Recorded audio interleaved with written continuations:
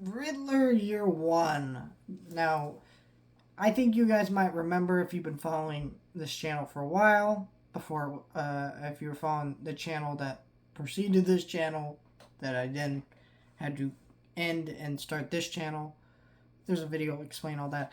Anyways, I was reviewing Riddler Year One, and I was collecting all the issues as they came out, and then my comic shop stopped getting in the weekly issues, so I was 2 issues behind in the story, and I couldn't finish the story, so I just pre-ordered the hardcover edition, and now I just have a review, reviewing everything.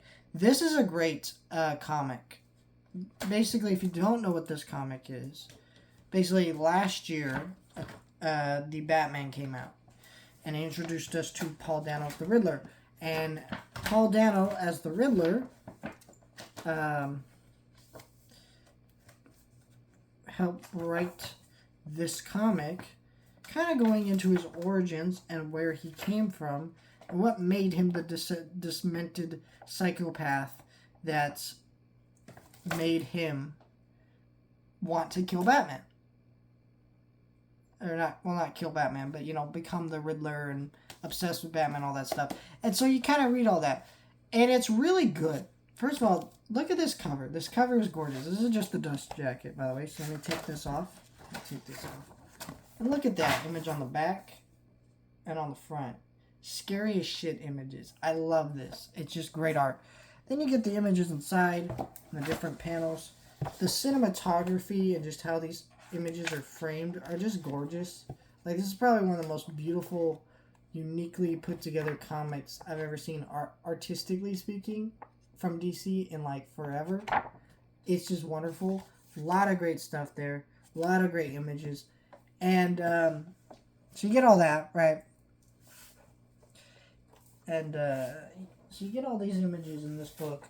And it's just a really solid book. It's kind of interesting. A lot of people were making David Fincher comparisons with the new Batman movie.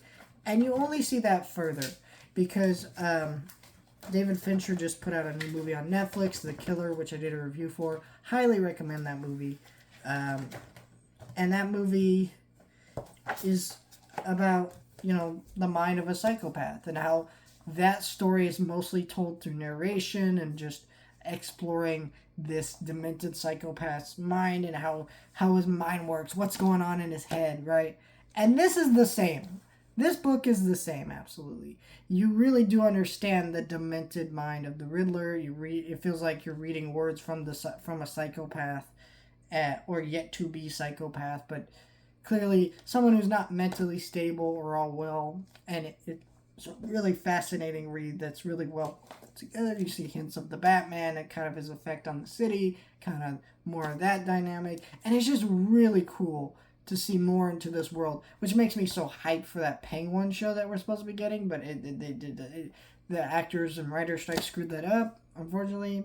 But what an incredible read. Highly recommend this. Like, share, and subscribe.